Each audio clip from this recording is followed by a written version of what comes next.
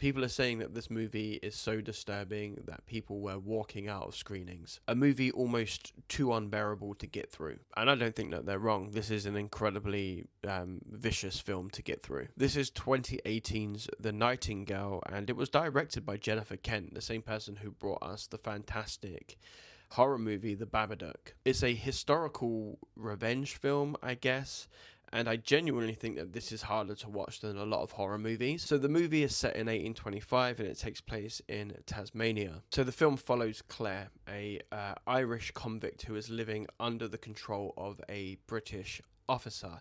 Now, very early on in this film, something really horrific happens to Claire and her family. Now, I won't ruin the movie for you. I do think that this is a fantastic film that everybody should see, or some, if you can handle it, should see.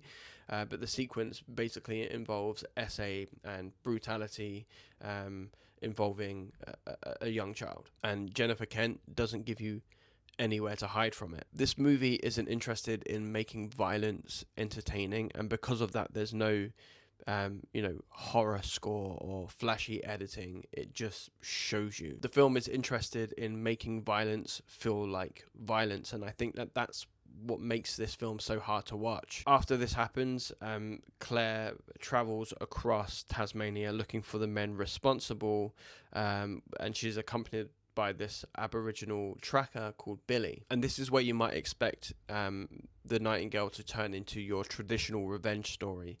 But it's not that at all, because the deeper Claire travels into this world, the more we see that what happened to her wasn't simply an isolated incident. Violence is everywhere here, against women, against prisoners, and against Aboriginal Tasmanians. And suddenly this isn't a movie about Claire getting revenge anymore. This is a movie about colonialism. It's a movie about racism. It's a movie about misogyny and what happens when humans are given complete power over humans. And that's why I think calling this movie graphic doesn't quite explain what makes it so disturbing. I've watched a lot of horror movies that contain far more blood and gore than this movie, but fake blood and prosthetics give us distance, right?